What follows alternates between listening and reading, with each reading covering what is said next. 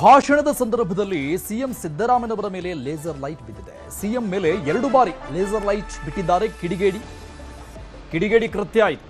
ಭಾಷಣದ ಸಂದರ್ಭದಲ್ಲಿ ಸಿಎಂ ಸಿದ್ದರಾಮಯ್ಯನವರ ಮೈ ಮೇಲೆ 2 ಬಾರಿ ಲೇಸರ್ ಲೈಟ್ ಅನ್ನ ಬಿಡಲಾಗಿದೆ. ಕಿಡಿಗೇಡಿ ಕೃತ್ಯ ಮಂಡ್ಯ ಜಿಲ್ಲೆಯ ಮಳವಳ್ಳಿಯಲ್ಲಿ ನಡೆದಂತಹ ಘಟನೆ ಇದು. ಕೆಲಕಾಲ ಆತಂಕಕ್ಕೂ ಕೂಡ ಕಾರಣ ಆಗಿತ್ತು. ಲೇಸರ್ ಲೈಟ್ ಬೀಳ್ತಾ ಇದ್ದಂಗೆ ಬೆಂಗಾವಲು ಪಡೆ ಅಲರ್ಟ್ ಆಗಿದೆ. ಸಿಎಂ ಅವರ ಬೆಂಗಾವಲು ಪಡೆ ಅಲರ್ಟ್ ಆಯಿತು.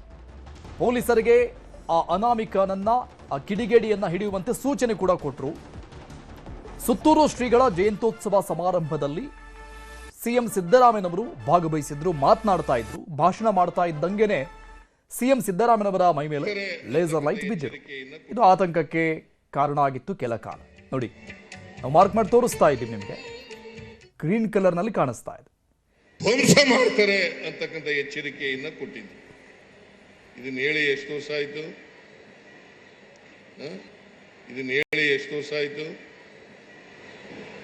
ನವೆಂಬರ್ 25 ಗೊತ್ತಾಯ್ತು. ನವೆಂಬರ್ 25 ಅಸಮಾನತೆಯಿಂದ ನರಳಬಾರದು, ಈ ಅಸಮಾನತೆ ಹೋಗ್ಬೇಕು ಅಂತ. ಸುನಿಲ್ ಸಂಪರ್ಕದಲ್ಲಿದ್ದಾರೆ. ಸುನಿಲ್, ಇದು ಕಿಡಿಗೇಡಿ ಕೃತ್ಯ ಅನ್ನುವಂಥ ವಿಚಾರ ಗೊತ್ತಾಗ್ತಾ ಇದೆ. ಬಟ್ ಕೆಲಕಾಲ ಆತಂಕ ಅಂತೂ ಸಹಜವಾಗಿರುತ್ತೆ. ಸಿಎಂ ಅವರ ಮೈ ಮೇಲೆನೆ ಈ ರೀತಿಯಾಗಿ ಲೇಸರ್ ಲೈಟ್ ಬಿಟ್ಟಿದ್ದು ಕಾರಣ ಏನು ಎತ್ತ ಗೊತ್ತಾಗ್ತಿದೆಯಾ? ಉಳಿದಂತ ಮಾಹಿತಿ ಅರುಣ್, ಏನು ಕಳೆದ 4-5 ದಿನಗಳಿಂದ ಮಂಡ್ಯದ ಮಳವಳ್ಳಿಯಲ್ಲಿ ಸುತ್ತೂರು ಶ್ರೀಗಳ ಜಯಂತ್ಯೋತ್ಸವ ಕಾರ್ಯಕ್ರಮ ನಡೀತಾ ಇದೆ. ಇವತ್ತು ಆ ಕಾರ್ಯಕ್ರಮದ ಸಮಾರೋಪ ಸಮಾರಂಭ ಇತ್ತು. ಈ ಕಾರ್ಯಕ್ರಮಕ್ಕೆ ರಾಜ್ಯದ ಮುಖ್ಯಮಂತ್ರಿಗಳಾಗಿರ್ತಕ್ಕಂಥ ಸಿಎಂ ಸಿದ್ದರಾಮಯ್ಯನವರು ಕೂಡ ಆಗಮಿಸಿದ್ರು.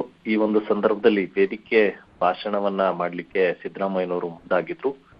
ಈ ಒಂದು ಸಂದರ್ಭದಲ್ಲಿ ಗ್ರೀನ್ ಕಲರ್, ಹಸಿರು ಬಣ್ಣದ ಲೇಸರ್ ಲೈಟ್ ಅವರ ಮುಖಕ್ಕೆ ಬಿಡ್ಲಾಯ್ತು. ಅಂದ್ರೆ ಭಾಷಣ ಆರಂಭವಾದ ಕೆಲ ಕಾಲದಲ್ಲೇ ಆ ಒಂದು ಲೇಸರ್ ಲೈಟ್ ಅನ್ನ ಬಿಡ್ತಾ ಇದ್ರು. ಸೊ ಈ ಒಂದು ಸಂದರ್ಭದಲ್ಲಿ ಬೆಂಗಾವಲು ಪಡೆಯ ಪೊಲೀಸರು ಅಲರ್ಟ್ ಆದ್ರು. ಸ್ಥಳೀಯ ಪೊಲೀಸರಿಗೂ ಕೂಡ ಮಾಹಿತಿಯನ್ನ ಕೊಟ್ರು, ಯಾರೋ ಈ ರೀತಿ ಲೈಟ್ ಅನ್ನು ಬಿಡ್ತಾ ಇದ್ದಾರೆ ಅಂತ. ಸ್ಥಳೀಯ ಪೊಲೀಸರು ಕೂಡ ಅಲರ್ಟ್ ಆಗಿ ಯಾರು ಅಂತ ನೋಡ್ಲಿಕ್ಕೆ ಮುಂದಾದ್ರು. ಇದಾದ ಕೆಲ ಹೊತ್ತಿನಲ್ಲೇ ಮತ್ತೆ ಏನು ಭಾಷಣದ ಅಂತ್ಯದ ಸಂದರ್ಭದಲ್ಲೂ ಕೂಡ ಮತ್ತೊಮ್ಮೆ ಈ ಒಂದು ಗ್ರೀನ್ ಲೇಸರ್ ಲೈಟ್ ಅನ್ನ ಕೂಡ ಅವರ ಮುಖಕ್ಕೆ ಬಿಡ್ಲಾಯ್ತು. ಈ ಒಂದು ಸಂದರ್ಭದಲ್ಲೂ ಕೂಡ ಏನು ಬೆಂಗಾವಲು ಪಡೆಯವರು ಏನಿದ್ರು, ಜೊತೆಗೆ ಸ್ಥಳೀಯ ಪೊಲೀಸರು ಕೂಡ ಯಾರು ಈ ರೀತಿ ಲೈಟ್ ಅನ್ನ ಬಿಡ್ತಾ ಇದ್ದಾರೆ ಅನ್ನುವಂತ ಅವರನ್ನ ಹಿಡಿದಿಕ್ಕೆ ಅವರು ಕೂಡ ಮುಂದಾದ್ರು. ಆದ್ರೆ ಏನು ಸಾವಿರಾರು ಜನರು ಈ ಒಂದು ಕಾರ್ಯಕ್ರಮದಲ್ಲಿ ಭಾಗಿಯಾಗಿದ್ರು.